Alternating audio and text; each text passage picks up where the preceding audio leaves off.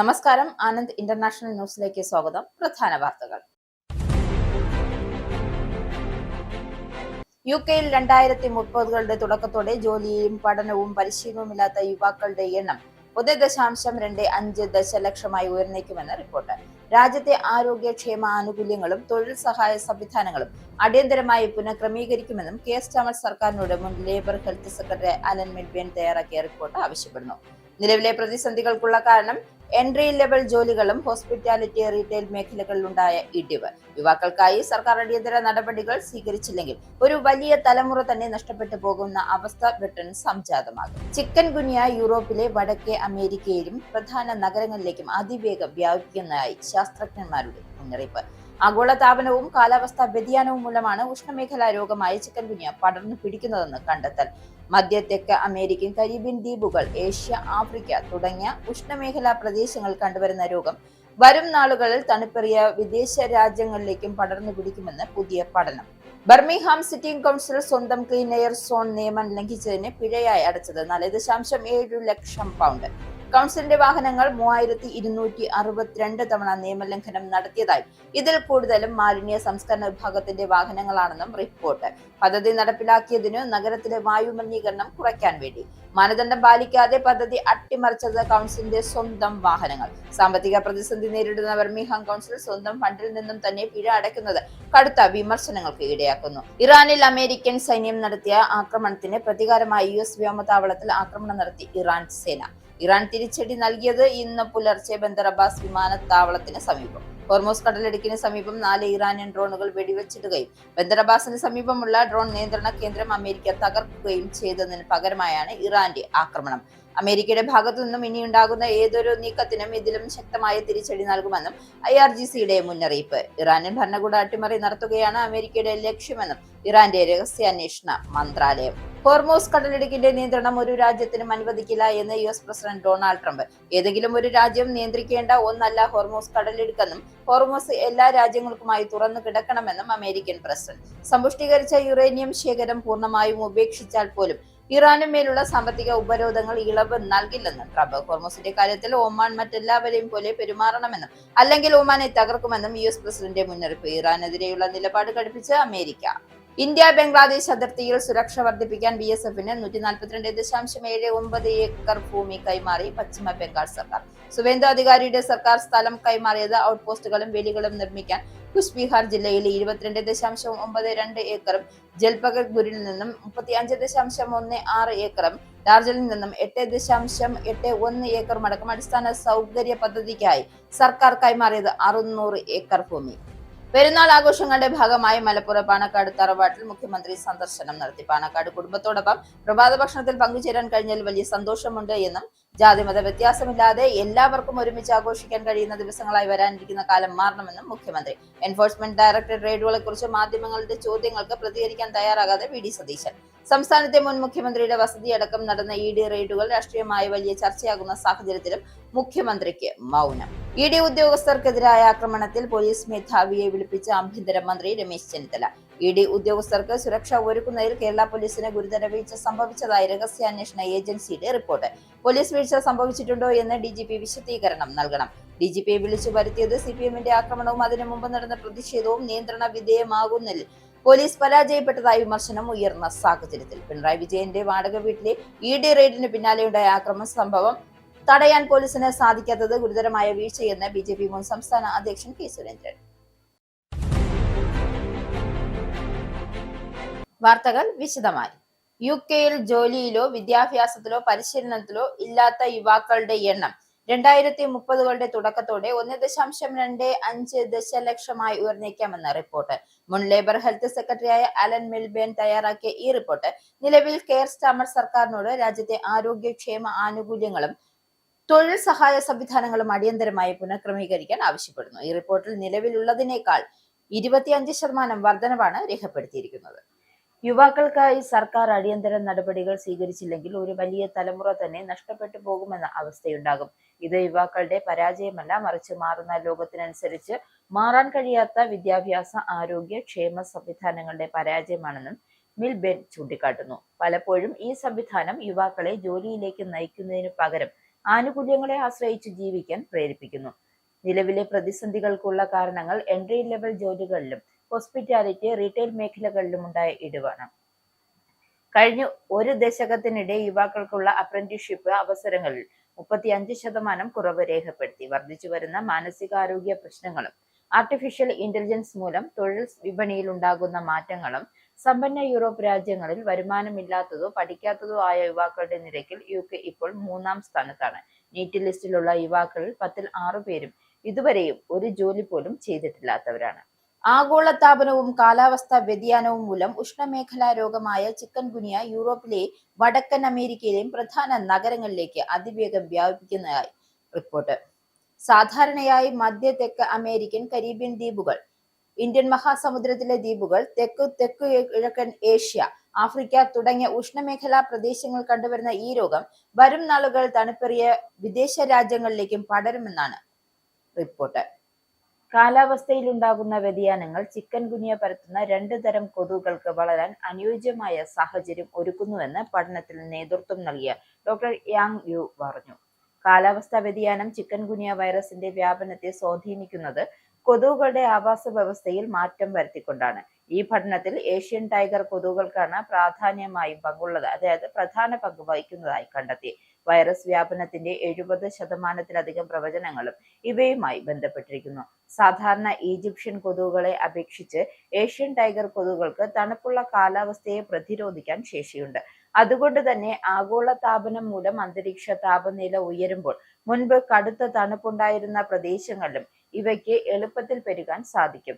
ലോകാരോഗ്യ സംഘടനയുടെ കണക്കനുസരിച്ച് ഈ വർഷം ഇതുവരെ 33,000-ഓളം കേസുകൾ റിപ്പോർട്ട് ചെയ്തിട്ടുണ്ട് എങ്കിലും ലോകത്തെ ഏറ്റവും കൂടുതൽ അവഗണിക്കപ്പെടുന്ന ഉഷ്ണമേഖലാ രോഗങ്ങളിലൊന്നാണിത്. നിലവിൽ ലോകത്തെ 139 രാജ്യങ്ങളിലായി 21.3% ഭൂപ്രദേശങ്ങൾ ചിക്കൻ ഗുനിയ ഭീഷണിയിലാണ്. എന്നാൽ നിലവിലെ കാലാവസ്ഥാ വ്യതിയാന മാതൃകകൾ അനുസരിച്ച് 2100ഓടെ വൈറസ് വടക്കൻ പ്രദേശങ്ങളിൽ വ്യാപിക്കുമെന്നാണ് ഗവേഷകരായ ഡോക്ടർ എ സു ചൂണ്ടിക്കാണിക്കുന്നത്. വടക്കുകിഴക്കൻ, വടക്കേ അമേരിക്ക, മധ്യ യൂറോപ്പ്, കിഴക്കൻ ഏഷ്യ എന്നിവ ചിക്കൻ ഗുനിയയുടെ ഭാവിയിലെ പ്രധാന കേന്ദ്രങ്ങളായി മാറിയേക്കും എന്നാണ് മുന്നറിയിപ്പ്. UK-യിൽ താപനില കുത്തനെ ഉയർന്നു. തുടർച്ചയായ 2-ാം ദിവസവും തെക്ക് കിഴക്കൻ ഇംഗ്ലണ്ടിൽ താപനില 34 ഡിഗ്രി സെൽഷ്യസിന് മുകളിൽ രേഖപ്പെടുത്തി. അസാധാരണമായ ചൂട് അനുഭവപ്പെട്ടതിനെ തുടർന്ന് തെക്ക് പടിഞ്ഞാറൻ England, west Midlands, east Midlands, കിഴക്കൻ ഇംഗ്ലണ്ട്, സൗത്ത് ഈസ്റ്റ് ലണ്ടൻ മേഖലകൾ ഉൾപ്പെടെ 6 ഇടങ്ങളിൽ ആംബർ ഹെൽത്ത് അലർട്ട് പ്രഖ്യാപിച്ചു. തിങ്കളാഴ്ചയും ചൊവ്വാഴ്ചയും ഇംഗ്ലണ്ടും വെയിൽസും ഉൾപ്പെടെയുള്ള വിവിധ കാലാവസ്ഥാ നിലയങ്ങളിൽ മെയ് മാസത്തിലെ പ്രാദേശിക താപനില റെക്കോർഡുകൾ മറികടന്നിരിക്കുന്നു. മെയ്യിലെ റെക്കോർഡ് താപനിലയായ 35.1 ഡിഗ്രി രേഖപ്പെടുത്തിയതോടെ തങ്ങളുടെ ശൃംഖലയിൽ തടസ്സങ്ങൾ നേരിടുന്നതായും സൗത്ത് വെസ്റ്റേൺ റെയിൽവേ വ്യക്തമാക്കി. തിങ്കളാഴ്ച 34.8 ഡിഗ്രി നിന്നുമാണ് വർധനവ്. യാത്ര ചെയ്യാൻ കഴിയാത്ത വിധം കമ്പാർട്ട്മെന്റുകളിൽ ചൂട് ഉയർന്നതോടെ ലണ്ടൻ മേരിലെബോണിൽ നിന്നുമുള്ള ചിൽട്ടേൺ റെയിൽവേ സർവീസിൽ നിന്നും യാത്രക്കാരെ ഇറക്കിവിട്ടു. കഴിഞ്ഞ ദിവസം ട്രെയിനിലെ AC പ്രവർത്തനം തകരാറായതിനെ തുടർന്ന് യാത്രക്കാർക്കും ജീവനക്കാർക്കും വെള്ളം വിതരണം ചെയ്യേണ്ടി വന്നിരുന്നു. യാത്രകൾക്ക് ഇറങ്ങുന്നതിന് മുൻപ് അപ്ഡേറ്റുകൾ പരിശോധിക്കാനായി യാത്രക്കാർക്ക് നൽകിയിരിക്കുകയാണ് സന്ദേശം. South west, south east London, east west Midlands, west England എന്നിവിടങ്ങളിൽ UK ഹെൽത്ത് സെക്യൂരിറ്റി ഏജൻസിയായ ആംബർ അലർട്ട് നൽകി. വ്യാഴാഴ്ച വരെ ഇതിന് പ്രാബല്യമുണ്ട്. നോർത്ത് വെസ്റ്റ്, നോർത്ത് ഈസ്റ്റ് മേഖലകൾ മഞ്ഞ ജാഗ്രതയാണ്. കാലാവസ്ഥാ വ്യതിയാനവും സൂപ്പർ എൽ നിനോ പ്രതിഭാസവുമാണ് ചൂട് ഇത്രയേറെ കനക്കാൻ കാരണമാകുന്നതെന്ന് കാലാവസ്ഥാ വിദഗ്ധർ ചൂണ്ടിക്കാട്ടി. ഇനിയുള്ള ദിവസങ്ങളിൽ വടക്കൻ കിഴക്കൻ ഇംഗ്ലണ്ടുകൾ തണുത്ത വായു കടന്നു വരുന്നതോടെ ചൂടിന് കുറവ് അനുഭവപ്പെടാൻ സാധ്യതയുണ്ട്. ചില പ്രദേശങ്ങളിൽ താപനില 10 ഡിഗ്രി വരെ താഴാം. പരമാവധി താപനില 19 മുതൽ 23 ഡിഗ്രി വരെ ആയിരിക്കാമെന്നാണ് പ്രവചനം. എന്നാൽ ലണ്ടൻ ഉൾപ്പെടെയുള്ള തെക്ക് കിഴക്കൻ മേഖലകൾ ചൂട് 27 ഡിഗ്രി വരെ തുടരാനാണ് സാധ്യത. ഔദ്യോഗിക ഹീറ്റ് വേവ് നില തുടരാൻ ആവശ്യമായ 28 ഡിഗ്രി താപനില എത്താൻ സാധ്യത കുറവാണ്. അതേസമയം വെയിൽസിലും തെക്ക് പടിഞ്ഞാറൻ ഇംഗ്ലണ്ടിലും ചൂട് ശക്തമായി തുടർന്നേക്കും. അവിടെ താപനില 30 ഡിഗ്രി വരെ ഉയരാൻ സാധ്യതയുണ്ട്. വ്യാഴാഴ്ച ഫ്രാൻസിൽ നിന്നും വീണ്ടും ചൂടുള്ള വായു എത്തുന്നതോടെ താപനില വീണ്ടും ഉയരാനിടയുണ്ട്. എന്നാൽ വെള്ളിയാഴ്ച മുതൽ വാരാന്ത്യത്തോടെ തണുത്ത കാലാവസ്ഥ മടങ്ങി എത്തുമെന്നാണ് പ്രവചനം. ജൂൺ ആദ്യവാരത്തോടെ താഴ്ന്ന സമ്മർദ്ദം, ഇടയ്ക്കിടെ മഴ, ശക്തമായ കാറ്റ് എന്നിവ അനുഭവപ്പെടാൻ സാധ്യതയുണ്ട്. ബർമിംഗ്ഹാം സിറ്റിംഗ് കൗൺസിൽ സ്വന്തം ക്ലീൻ എയർ സോൺ നിയമം ലംഘിച്ചതിന് ഏകദേശം 4.7 ലക്ഷം പൗണ്ട് പിഴയായി അടച്ചു. 2021 പദ്ധതി ആരംഭിച്ചതിനു ശേഷം കൗൺസിലിന്റെ വാഹനങ്ങൾ 3262 തവണ നിയമലംഘനം നടത്തിയതായും ഇതിൽ കൂടുതലും മാലിന്യ സംസ്കരണ വിഭാഗത്തിന്റെ വാഹനങ്ങളാണെന്ന് റിപ്പോർട്ടിൽ വ്യക്തമാക്കുന്നു. നഗരത്തിലെ വായു മലിനീകരണം കുറയ്ക്കാനാണ് പദ്ധതി നടപ്പിലാക്കിയത് എങ്കിലും കൗൺസിലിന്റെ സ്വന്തം വാഹനങ്ങൾ തന്നെ മാനദണ്ഡം പാലിക്കാത്തത് കടുത്ത വിമർശനങ്ങൾക്ക് വഴിവെച്ചു. സാമ്പത്തിക പ്രതിസന്ധി നേരിടുന്ന ബർമിംഗ്ഹാം കൗൺസിൽ ഇത്തരം സ്വന്തം ഫണ്ടിൽ നിന്നു തന്നെ പിഴ അടയ്ക്കുന്നത് കടുത്ത വിമർശനങ്ങൾക്കാണ് വഴിവെച്ചിരിക്കുന്നത്. ഭക്ഷ്യസഹായ പ്രവർത്തനങ്ങൾ നടത്തുന്ന സംഘടനകൾക്ക് പോലും മലിനീകരണ നിയന്ത്രണ ചാർജ് വലിയ ബാധ്യതയാണെന്ന് പ്രവർത്തകർ ചൂണ്ടിക്കാട്ടുന്നു. ചില സന്നദ്ധ പ്രവർത്തകർക്ക് ദിവസേന പിഴ അടയ്ക്കാൻ കഴിയാത്തതിനാൽ ഭക്ഷ്യവിതരണ പ്രവർത്തനങ്ങൾ കുറയുകയും ചെയ്തതായി അവർ ആരോപിച്ചു. എന്നാൽ കൗൺസിലിന്റെ നടപടി മൂലം നഗരത്തിലെ വായു മലിനീകരണത്തിന്റെ അളവ് 7 മുതൽ 8% വരെ കുറഞ്ഞതായി ഗവേഷകർ ചൂണ്ടിക്കാട്ടുന്നു. കൗൺസിലിന്റെ വിശദീകരണം അനുസരിച്ച് ഇപ്പോൾ 1170 വാഹനങ്ങളിൽ 142 മാത്രമാണ് മലിനീകരണ മാനദണ്ഡങ്ങൾ പാലിക്കാത്തത്. പഴയ വാഹനങ്ങൾ മാറ്റി പരിസ്ഥിതി സൗഹൃദ വാഹനങ്ങളിലേക്ക് മാറുന്ന നടപടികൾ പുരോഗമിക്കുകയാണെന്നും അധികൃതർ അറിയിച്ചു. വാഹനങ്ങളുടെ ഇന്ധന ഉപയോഗം, വേഗത, എഞ്ചിൻ പ്രവർത്തന സമയം എന്നിവ നിരീക്ഷിക്കുന്ന പുതിയ പരിസ്ഥിതി സൗഹൃദ ഡ്രൈവിംഗ് പദ്ധതി നടപ്പിലാക്കാനാണ് തീരുമാനം. യുകെയിലെ പ്രധാന റെയിൽ പാതകളിൽ യാത്ര ചെയ്യുന്നവർക്ക് ഇനി അതിവേഗ ഇന്റർനെറ്റ് സൗകര്യം ലഭിക്കും. രാജ്യത്തെ 1400-ലധികം ട്രെയിനുകളിലോ ലോ എർത്ത് സാറ്റലൈറ്റ് സാങ്കേതിക വിദ്യ ഉപയോഗിച്ചുള്ള പുതിയ ഇന്റർനെറ്റ് സംവിധാനം നടപ്പാക്കാനാണ് സർക്കാരിന്റെ പദ്ധതി. നിലവിൽ മൊബൈൽ ടവറുകളെ ആശ്രയിച്ചിട്ടുള്ള 4G, 5G ശൃംഖലയാണ് ഈ ട്രെയിനുകളിലെ വൈഫൈക്ക് ഉപയോഗിക്കുന്നത്. പുതിയ സംവിധാനം വന്നാൽ യാത്രക്കിടെ നേരിടുന്ന നെറ്റ്വർക്ക് ബ്ലാക്ക് സ്പോട്ടുകൾ കുറയുകയും കൂടുതൽ വേഗതയും സ്ഥിരതയും ഉറപ്പാക്കുകയും ചെയ്യും. London north eastern railway, south western railway, great western railway തുടങ്ങിയ സർവീസുകൾ പരീക്ഷണാടിസ്ഥാനത്തിൽ ഈ സാങ്കേതിക വിദ്യ വിജയകരമായി പരീക്ഷിച്ചിരുന്നു. തുടർന്ന് 57 മില്യൺ പൗണ്ടിന്റെ സർക്കാർ ധനസഹായത്തോടെയാണ് പദ്ധതി വ്യാപിപ്പിച്ചത്. നിലവിൽ 50 മുതൽ 60% വരെ മാത്രം ലഭ്യമാകുന്ന സ്ഥിരതയുള്ള വൈഫൈ സേവനം പുതിയ സംവിധാനത്തിലൂടെ 90% ഉയർത്താനാകും എന്നാണ് സർക്കാർ പ്രതീക്ഷിക്കുന്നത്. ഗതാഗത സെക്രട്ടറി ഹൈഡി അലക്സാണ്ടർ ഉടൻ ഔദ്യോഗിക പ്രഖ്യാപനം നടത്തും. അതേസമയം യാത്രക്കാരുടെ പ്രധാന ആശങ്ക ഇപ്പോഴും ടിക്കറ്റ് തിരക്ക്, സർവീസ് വൈകൽ തുടങ്ങിയവയാണെന്നും വിവിധ സംഘടനകൾ ചൂണ്ടിക്കാട്ടി. എന്നിരുന്നാലും മികച്ച ഇന്റർനെറ്റ് സൗകര്യം റെയിൽ യാത്ര കൂടുതൽ ആകർഷകമാക്കുമെന്നും സംഘടനകൾ അഭിപ്രായപ്പെട്ടു. യാത്രക്കിടയിലും തടസ്സമില്ലാതെ ജോലി ചെയ്യാനും വിനോദ സേവനങ്ങൾ ഉപയോഗിക്കാനുമാകുന്നതാണ് ബ്രിട്ടനിലെ റെയിൽ യാത്രക്കാർക്ക് പുതിയ മുഖം ലഭിക്കുമെന്നാണ് വിലയിരുത്തൽ. ആനന്ദ് TV 5ാം ഫിലിം അവാർഡ് 2026 ജൂൺ 13 വർണ്ണാഭമായി തുടക്കം. മലയാള സിനിമ, ടെലിവിഷൻ, ബിസിനസ് എന്നീ മേഖലകളിലെ മികവിന് യൂറോപ്യൻ മലയാളികൾ ചേർന്ന് നൽകുന്ന പുരസ്കാരമാണ് ആനന്ദ് TV അവാർഡ്. യുകെയിലെ മാഞ്ചസ്റ്റർ O2 അപ്പോളോ വേദിയിലാണ് ഈ അവാർഡ് നിശ അരങ്ങേറുന്നത്. ഗാലപ്പ് വഴിയാണ് അവാർഡ് ജേതാക്കളെ തിരഞ്ഞെടുക്കുന്നത്. മലയാള സിനിമ, ടെലിവിഷൻ, ബിസിനസ് എന്നീ മേഖലകളിലെ മികവിന് യൂറോപ്യൻ മലയാളികൾ ചേർന്ന് നൽകുന്ന ആനന്ദ് TV 5ാം ഫിലിം അവാർഡ് 2026 ജൂൺ 13 യുകെയിലെ മാഞ്ചസ്റ്റർ O2 അപ്പോളോ വേദിയിൽ നടക്കും. മലയാള സിനിമാ ലോകത്തെ അഭിനയ പ്രതിഭകൾ ചടങ്ങിന്റെ മുഖ്യ ആകർഷണമാകും. മലയാള സിനിമയുടെ അഭിനയ കുലപതി മമ്മൂട്ടി ഉൾപ്പെടെ സുരാജ് വെഞ്ഞാറമൂട്, രമേശ് പിഷാരടി, ഭാവന, ഉണ്ണി മുകുന്ദൻ, മനോജ് കെ ജയൻ, അനന്യ, അനശ്വര രാജൻ, മിഥുൻ രമേശ്, നിഖില വിമൽ, ഗായകരായ MG ശ്രീകുമാർ, സിതാര കൃഷ്ണകുമാർ എന്നിവർ അവാർഡിൽ അണിനിരക്കും. പരിപാടിക്ക് മാറ്റുകൂട്ടാൻ സിനിമാ താരങ്ങളുടെ നൃത്ത സംഗീത വിരുന്നും സ്കിറ്റും ഉൾപ്പെടെ വിവിധ കലാപരിപാടികൾ അരങ്ങേറും. ടിക്കറ്റിനും കൂടുതൽ വിവരങ്ങൾക്കുമായി താഴെ കൊടുക്കുന്ന ലിങ്കിലും നമ്പറിലും ബന്ധപ്പെടുക. ബന്ദർ അബ്ബാസ് വിമാനത്താവളത്തിന് സമീപം അമേരിക്കൻ സൈന്യം നടത്തിയ ആക്രമണത്തിന് പ്രതികാരമായി US താവളത്തിൽ ആക്രമണം നടത്തിയതായി ഇറാൻ. വ്യാഴാഴ്ച പുലർച്ചെ പ്രാദേശിക സമയം 4:50ഓടെയാണ് ഇറാൻ തിരിച്ചടി നൽകിയതെന്നാണ് ഇറാൻ മാധ്യമങ്ങൾ റിപ്പോർട്ട് ചെയ്യുന്നത്. എന്നാൽ ആക്രമിക്കപ്പെട്ട അമേരിക്കൻ വ്യോമതാവളത്തിന്റെ കൃത്യമായ സ്ഥലം ഇറാന്റെ ഔദ്യോഗിക മാധ്യമങ്ങൾ വെളിപ്പെടുത്തിയിട്ടില്ല. ഇറാന്റെ ഇസ്ലാമിക് റവല്യൂഷണറി ഗാർഡ് കോർപ്സ് ആണ് അമേരിക്കൻ താവളത്തിനെ ലക്ഷ്യമാക്കി ആക്രമണം നടത്തിയത്.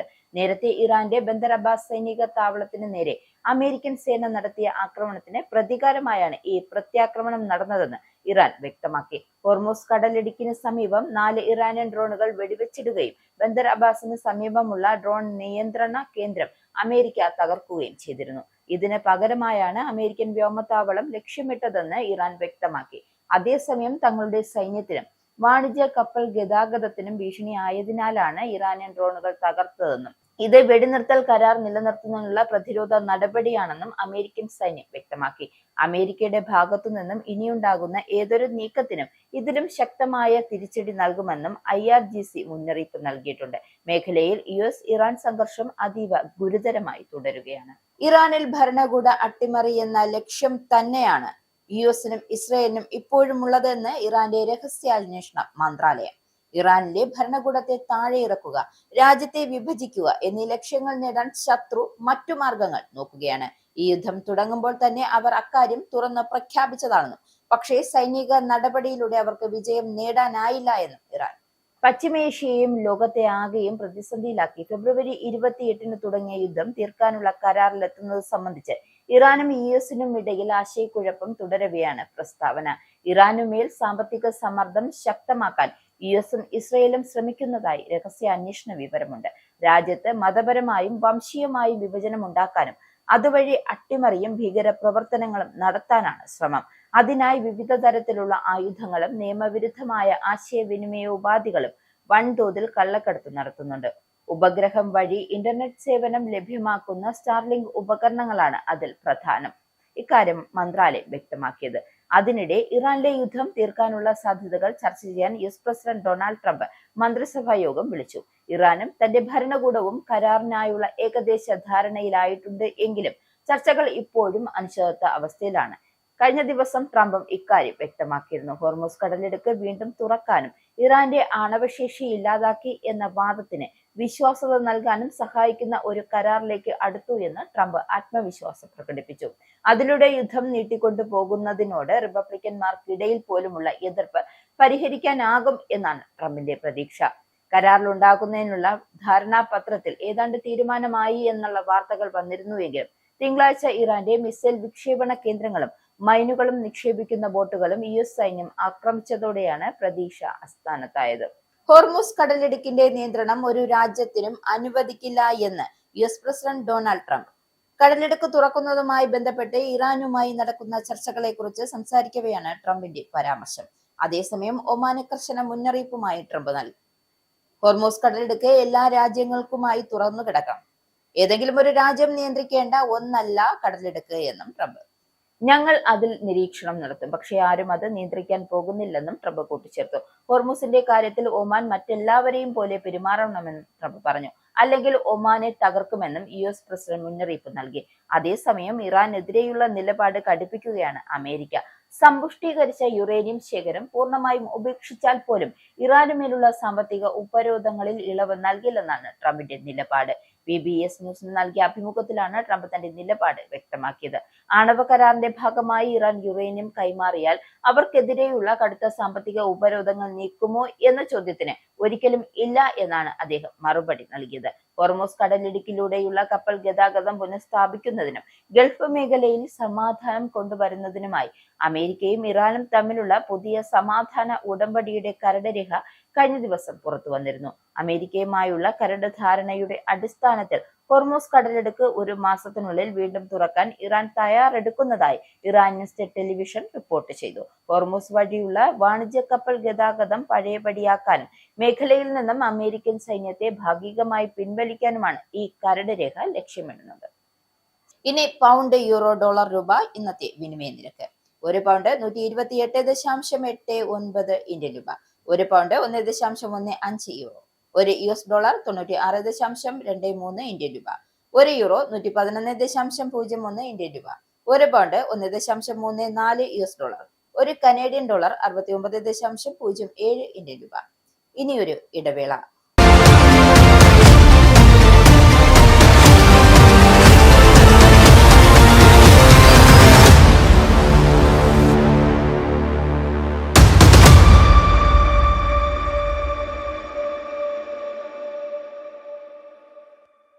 വീണ്ടും വാർത്തകളിലേക്ക്. ഇന്ത്യ ബംഗ്ലാദേശ് അതിർത്തിയിൽ സുരക്ഷ വർദ്ധിപ്പിക്കാൻ BSFന് 142.79 ഏക്കർ ഭൂമി കൈമാറി പശ്ചിമ ബംഗാൾ സർക്കാർ. ഔട്ട്പോസ്റ്റുകൾ സ്ഥാപിക്കുവാനും വേലികൾ നിർമ്മിക്കാനുമാണ് സ്ഥലം കൈമാറിയത്. ബംഗാളിൽ സുവേന്ദു അധികാരിയുടെ നേതൃത്വത്തിൽ BJP സർക്കാർ അധികാരമേറ്റതിന് പിന്നാലെയാണ് ഭൂമി കൈമാറ്റം. മെയ് 11 ചേർന്ന ആദ്യ മന്ത്രിസഭാ യോഗത്തിലാണ് അതിർത്തിയിൽ വേലി നിർമ്മാണത്തിനും മറ്റ് അടിസ്ഥാന സൗകര്യ പദ്ധതികൾക്കുമായി 45 ദിവസത്തിനകം 600 ഏക്കർ ഭൂമി കൈമാറാൻ സർക്കാർ തീരുമാനിച്ചത്. സംസ്ഥാനത്തെ 9 ജില്ലകളിലെ ഭൂമിയാണ് BSFന് കൈമാറിയത്. കുച്ച്ബിഹാർ ജില്ലയിലെ 22.92 ഏക്കറാണ് കൈമാറിയത്. ജൽപൈഗുരിയിൽ നിന്നും 35.16 ഏക്കറും, ഡാർജിലിംഗിൽ നിന്നും 8.81 ഏക്കറും, ഉത്തർ ദിനജ്പൂരിൽ നിന്നും 2.84 ഏക്കറും, ദക്ഷിണ ദിനജ്പൂരിൽ നിന്നും 20.17 ഏക്കറും കൈമാറി. കൂടാതെ മാൽട്ടയിൽ നിന്നും 10.9 ഏക്കറും, മുർഷിദാബാദിൽ നിന്നും 38.8 ഏക്കറും, നദിയിൽ നിന്നും 0.55 ഏക്കറും, നോർത്ത് പർഗാൻസനിൽ നിന്നും 2.6 ഏക്കറും കൈമാറിയിട്ടുണ്ട്. അതിർത്തി വേലികൾ ശക്തമാക്കി ബംഗ്ലാദേശിൽ നിന്നുള്ള അനധികൃത കുടിയേറ്റം തടയുക എന്നതടക്കമുള്ള ലക്ഷ്യങ്ങളോടെയാണ് സംസ്ഥാനം BSFന് ഭൂമി കൈമാറിയത്. ആദ്യഘട്ടത്തിൽ ബംഗാൾ സർക്കാർ കൈമാറിയ ഭൂമിയിൽ BSF വേലി നിർമ്മാണം ആരംഭിച്ചിരുന്നു. സിലിഗുരിയിലെ ഫാൻഡിയോവിൽ നടന്ന നിർമ്മാണ പ്രവൃത്തി ആരംഭിച്ചിരുന്നത്. ഇതിൽ സന്തോഷം പ്രകടിപ്പിച്ച നാട്ടുകാർ രംഗത്തെത്തിയിരുന്നു. മുൻപ് ഒരു സുരക്ഷയുമില്ലാത്ത അതിർത്തി മേഖലയായിരുന്നു ഇതെന്നും കന്നുകാലികളെ മേയ്ക്കാൻ പോലും പറ്റാത്ത സാഹചര്യമായിരുന്നുവെന്നും അതിർത്തിയിൽ താമസിക്കുന്നവർ പ്രതികരിച്ചിരുന്നു. കർണാടക മുഖ്യമന്ത്രി സ്ഥാനത്തു നിന്നും ഒഴിയുന്നതിന് പകരമായി കോൺഗ്രസ് ഹൈക്കമാൻഡ് മുന്നോട്ട് വെച്ച രാജ്യസഭാ സീറ്റ് സിദ്ധരാമയ്യ നിരസിച്ചതായി റിപ്പോർട്ട്. ദേശീയ രാഷ്ട്രീയത്തിലേക്ക് മാറാൻ തനിക്ക് താല്പര്യമില്ല എന്ന് അദ്ദേഹം നേതൃത്വത്തെ അറിയിച്ചു. 2023 നിയമസഭാ തെരഞ്ഞെടുപ്പ് വിജയത്തിനു ശേഷം 3 വർഷമായി കർണാടക മുഖ്യമന്ത്രിയാണ് സിദ്ധരാമയ്യ. ഈ സ്ഥാനം ഇപ്പോഴത്തെ ഉപമുഖ്യമന്ത്രി DK ശിവകുമാറിന് കൈമാറാനാണ് ഹൈക്കമാൻഡിന്റെ നിർദ്ദേശം. കോൺഗ്രസ് അധ്യക്ഷൻ മല്ലികാർജുൻ ഖാർഗെ, രാഹുൽ ഗാന്ധി എന്നിവരുമായി ദില്ലിയിൽ നടന്ന ചർച്ചകൾക്ക് ശേഷമാണ് രാജിക്കാര്യത്തിൽ തീരുമാനമായത്. അതേസമയം ദേശീയ രാഷ്ട്രീയത്തിലെ താനില്ലെന്നും സംസ്ഥാനത്ത് തന്നെ തുടരാനാണ് ആഗ്രഹമെന്നും സിദ്ധരാമയ്യ വ്യക്തമാക്കി. എങ്കിലും കോൺഗ്രസ് ഹൈക്കമാൻഡ് നിർദ്ദേശം അനുസരിച്ച് മുഖ്യമന്ത്രി സ്ഥാനം രാജിവെക്കാൻ അദ്ദേഹം സന്നദ്ധത അറിയിച്ചു. ഉടൻ തന്നെ കോൺഗ്രസ് നിയമസഭാ കക്ഷി യോഗം വിളിച്ചു ചേർക്കുമെന്നും അതിൽ സിദ്ധരാമയ്യ തന്റെ രാജിക്കാര്യം ഔദ്യോഗികമായി പ്രഖ്യാപിക്കുമെന്നാണ് നിലവിലെ വിവരം. കർണാടകയിൽ ഏറ്റവും കൂടുതൽ കാലം മുഖ്യമന്ത്രിയായിരുന്ന D. ദേവരാജ് അരശിന്റെ റെക്കോർഡ് സിദ്ധരാമയ്യ അടുത്തിടെ മറികടന്നിരുന്നു. പശ്ചിമ ബംഗാളിൽ മുൻ മമതാ ബാനർജി സർക്കാരിന്റെ അഭിമാന പദ്ധതിയായിരുന്ന ലക്ഷ്മി ഭണ്ഡാറിൽ 30 ലക്ഷത്തോളം ഗുണഭോക്താക്കൾ പുതിയ അന്നപൂർണ ഭണ്ഡാർ പദ്ധതിക്ക് അനർഹരാണ് എന്ന് മുഖ്യമന്ത്രി സുവേന്ദു അധികാരി. ഇവർ ഒന്നുകിൽ ഇന്ത്യൻ പൗരന്മാരല്ല, അല്ല എങ്കിൽ സംസ്ഥാനത്തെ വോട്ടർ പട്ടികയിൽ നിന്നും സ്ഥിരമായി നീക്കം ചെയ്യപ്പെട്ടവരാണെന്നും നടത്തിയ സമഗ്രമായ പരിശോധനയിൽ കണ്ടെത്തി. മരണപ്പെട്ടവർക്കും അനധികൃത നുഴഞ്ഞുകയറ്റക്കാർക്കും അർഹതയില്ലാത്ത പണം നൽകാൻ അനുവദിക്കില്ല എന്ന് മുഖ്യമന്ത്രി പറഞ്ഞു. എന്നാൽ പൗരത്വ ഭേദഗതി നിയമം വഴി അപേക്ഷ നൽകിയവർക്കും വോട്ടർ പട്ടികയിൽ പേര് ചേർക്കാൻ ട്രിബ്യൂണൽ സമീപിച്ചവർക്കും ഈ ആനുകൂല്യം ലഭിക്കാൻ അർഹതയുണ്ടാകുമെന്നും അദ്ദേഹം കൂട്ടിച്ചേർത്തു. ജൂൺ 1 ഔദ്യോഗികമായി ആരംഭിക്കുന്ന അന്നപൂർണ ഭണ്ഡാർ പദ്ധതി സ്ത്രീകളെ ആകർഷിക്കാൻ BJP നൽകിയ പ്രധാന തിരഞ്ഞെടുപ്പ് വാഗ്ദാനങ്ങൾ ഒന്നായിരുന്നു. പഴയ പദ്ധതി അനുസരിച്ച് പൊതുവിഭാഗത്തിന് 1500 രൂപയും SC/ST വിഭാഗത്തിന് 1700 രൂപയുമാണ് പ്രതിമാസം ലഭിച്ചിരുന്നു എങ്കിൽ പുതിയ പദ്ധതിയിൽ ഇത് എല്ലാ സ്ത്രീകൾക്കും തുല്യമായി 3000 രൂപയായി വർദ്ധിപ്പിച്ചിട്ടുണ്ട്. ഈ മാറ്റം നടപ്പിലാക്കുന്നതിന്റെ ഭാഗമായി ലക്ഷ്മി ഭണ്ഡാർ ഗുണഭോക്താക്കൾക്ക് പുതിയ പദ്ധതിയിലേക്ക് മാറാനുള്ള അപേക്ഷാ ഫോമുകൾ സർക്കാർ വിതരണം ചെയ്തു തുടങ്ങി. വോട്ടർ പട്ടികയിലെ സ്പെഷ്യൽ ഇൻസെന്റീവ് റിവിഷൻ ഡാറ്റ ഉപയോഗിച്ച് മെയ് 19 ഗുണഭോക്താക്കളുടെ ആധികാരികത പരിശോധിക്കുന്നതിനായി വിപുലമായ സർവേ ആരംഭിച്ചത്. മെയ് 25 റിപ്പോർട്ട് സമർപ്പിക്കാനായിരുന്നു ഉദ്യോഗസ്ഥർക്ക് നൽകിയ നിർദ്ദേശം. ബൂത്ത് ലെവൽ ഓഫീസർമാരെ ഉപയോഗിച്ച് നടത്തിയ ഈ പരിശോധനയിൽ വോട്ടർ പട്ടികയിൽ നിന്നും സ്ഥിരമായി നീക്കം ചെയ്യപ്പെട്ടവരുടെ വിവരങ്ങൾ കൃത്യമായി പരിശോധിച്ചാണ് അനർഹരെ കണ്ടെത്തിയതെന്നും വൃത്തങ്ങൾ വ്യക്തമാക്കുന്നു. പെരുന്നാൾ ആഘോഷങ്ങളുടെ ഭാഗമായി മലപ്പുറം പാണക്കാട് തറവാട്ടിൽ സന്ദർശനം നടത്തിയ മുഖ്യമന്ത്രി VD സതീശൻ ED റെയ്ഡുമായി ബന്ധപ്പെട്ട മാധ്യമപ്രവർത്തകരുടെ ചോദ്യങ്ങളിൽ നിന്നും വീണ്ടും ഒഴിഞ്ഞുമാറി. പാണക്കാട് കുടുംബത്തോടൊപ്പം പ്രഭാത ഭക്ഷണത്തിൽ പങ്കുചേരാൻ കഴിഞ്ഞതിൽ വലിയ സന്തോഷമുണ്ടെന്നും ജാതിമത വ്യത്യാസമില്ലാതെ എല്ലാവർക്കും ഒരുമിച്ച് ആഘോഷിക്കാൻ കഴിയുന്ന ദിവസങ്ങളായി വരാനിരിക്കുന്ന കാലം മാറണമെന്നും അദ്ദേഹം ആശംസിച്ചു. എന്നാൽ എൻഫോഴ്സ്മെന്റ് ഡയറക്ടറേറ്റ് റെയ്ഡുകളെ കുറിച്ചുള്ള മാധ്യമങ്ങളുടെ ചോദ്യങ്ങളോട് പ്രതികരിക്കാൻ മുഖ്യമന്ത്രി തയ്യാറായില്ല. മാധ്യമപ്രവർത്തകർ ആവർത്തിച്ച് ചോദ്യങ്ങൾ ചോദിച്ചെങ്കിലും അദ്ദേഹം വിഷയം മാറ്റുകയായിരുന്നു. സംസ്ഥാനത്തെ മുൻ മുഖ്യമന്ത്രിയുടെ വസതിയിലടക്കം നടന്ന ED റെയ്ഡുകൾ രാഷ്ട്രീയമായി വലിയ ചർച്ചയാകുന്ന സാഹചര്യത്തിലാണ് മുഖ്യമന്ത്രിയുടെ ഈ മൗനം. നേരത്തെ ഇതേ വിഷയത്തിൽ പ്രതികരണം തേടിയപ്പോഴും കൃത്യമായ ഉത്തരം നൽകാതെ അദ്ദേഹം ഒഴിഞ്ഞുമാറിയിരുന്നു. ED ഉദ്യോഗസ്ഥർക്കെതിരായ ആക്രമണത്തിൽ പോലീസ് മേധാവിയെ വിളിച്ച് ആഭ്യന്തര മന്ത്രി രമേശ് ചെന്നിത്തല. പോലീസ് വീഴ്ച സംഭവിച്ചിട്ടുണ്ടോ എന്ന് DGP വിശദീകരണം നൽകും. ED ഉദ്യോഗസ്ഥർക്ക് സുരക്ഷ ഒരുക്കുന്നതിൽ കേരള പോലീസിന് ഗുരുതരമായ വീഴ്ച സംഭവിച്ചതായി രഹസ്യാന്വേഷണ ഏജൻസിയുടെ അടക്കം റിപ്പോർട്ടുകൾ പുറത്തുവന്നു. ആക്രമണവും അതിനു മുമ്പ് നടന്ന പ്രതിഷേധവും നിയന്ത്രണ വിധേയമാക്കുന്നതിൽ പോലീസ് പരാജയപ്പെട്ടതായും വിമർശനം ഉയർന്നിരുന്നു. ഈ റിപ്പോർട്ടുകളുടെ അടിസ്ഥാനത്തിലാണ് ആഭ്യന്തരമന്ത്രി DGPയെ വിളിപ്പിച്ചിരിക്കുന്നത്. വിഷയത്തിൽ മന്ത്രി റിപ്പോർട്ടുകൾ ഒന്നും തന്നെ ആവശ്യപ്പെട്ടിട്ടില്ല എന്നാണ് നിലവിലെ വിവരം. കാര്യങ്ങൾ നേരിട്ട് വിശദീകരിക്കുന്നതിന് വേണ്ടിയാണ് DGPയെ വിളിപ്പിച്ചിരിക്കുന്നത്. DGP റിവാർഡ് ചന്ദ്രശേഖർ രമേശ് ചെന്നിത്തലയെ നേരിട്ട് കാണുമെന്നാണ് നിലവിലെ വിവരം. പ്രതിപക്ഷ നേതാവ് പിണറായി വിജയന്റെ വാടക വീട്ടിലെ ED റെയ്ഡിന് പിന്നാലെയുണ്ടായ അക്രമ സംഭവം തടയാൻ സാധിക്കാത്തത് ഗുരുതര വീഴ്ചയാണെന്ന് BJP മുൻ സംസ്ഥാന അധ്യക്ഷൻ K സുരേന്ദ്രൻ. വീണ വിജയന്റെ വീട്ടിൽ റെയ്ഡ് നടന്ന് 7 മണിക്കൂർ കഴിഞ്ഞാണ് അക്രമം ഉണ്ടാകുന്നത്. അത് തടയാൻ കഴിയാത്തത് ഗുരുതര വീഴ്ചയാണ്. ഈ കേസ് നേരാവണ്ണം നടക്കണമെന്ന ആഗ്രഹം UDF-ന് ഇല്ല. ഉന്നത CPM നേതാക്കളും കൈക്കൂലി വാങ്ങിയിട്ടുണ്ട്. അമൂല്യമായ കരിമണൽ നടത്തുന്നതിന് വേണ്ടിയുള്ള പാരിതോഷികമാണ് ഇത്. കേസ് പിണറായിയിലേക്കും വീണയിലേക്കും പോകുമ്പോൾ UDF പ്രധാനമന്ത്രിയെ കണ്ടു, ആഭ്യന്തരമന്ത്രിയെ കണ്ടു എന്നൊക്കെ പറയുന്നത് വെറും പറച്ചിലാണ്. ആഭ്യന്തരവുമായി വകുപ്പ് അന്വേഷണത്തെ അട്ടിമറിക്കാനാണോ എന്ന് സംശയിക്കുന്ന വിധം പ്രവർത്തിക്കുന്നുവെന്നും K സുരേന്ദ്രൻ ആരോപിച്ചു. ആഭ്യന്തര വകുപ്പിന് തിരുത്തേണ്ടി വരും. MV ഗോവിന്ദന്റെ നേതൃത്വത്തിലുള്ള ആളുകളാണ് തിരുവനന്തപുരത്ത് ആക്രമണത്തിന് നേതൃത്വം നൽകിയത്. ഈ കേസ് അട്ടിമറിക്കാൻ ശ്രമിച്ചാൽ നടക്കില്ലെന്നും K സുരേന്ദ്രൻ പറഞ്ഞു. SFIO കേസ് ഒരു കെട്ടിച്ചമച്ച കേസല്ല. ആദായ നികുതി വകുപ്പ് CMLRL ഓഫീസിൽ ലഭിച്ച പരിശോധനയിൽ വ്യക്തമായ തെളിവുകൾ ലഭിച്ചതിന്റെയും അടിസ്ഥാനത്തിലുണ്ടായ കേസാണ്. ആ കേസിലാണ് പിണറായിയുടെ മകൾ വീണ വിജയനെ DD ആയിട്ട് 1,76,00,000 രൂപയുടെ കണക്ക് വരുന്നത്. അതിന് ആനുപാതികമായി കേരളത്തിലെ പ്രധാനപ്പെട്ട പല രാഷ്ട്രീയ പ്രവർത്തകർക്കും CMRL കമ്പനി ലക്ഷക്കണക്കിന് രൂപ നൽകിയിട്ടുണ്ട്. അതുമായി ബന്ധപ്പെട്ട പരിശോധനയാണ് ED നടത്തുന്നത്. കലാപം സൃഷ്ടിച്ച കേസ് അവസാനിപ്പിക്കാമെന്ന് അല്ലെങ്കിൽ കലാപം സൃഷ്ടിച്ചുകൊണ്ട് ഈ കേസ് അവസാനിപ്പിക്കാമെന്ന് ആരും കരുതണ്ട. കേരള പോലീസിന്റെ ഭാഗത്തു നിന്നും ഉണ്ടായത് ഗുരുതരമായ കൃത്യവിലോപമാണെന്നും K സുരേന്ദ്രൻ ആരോപിച്ചു. ഇനി സ്പോർട്സ്.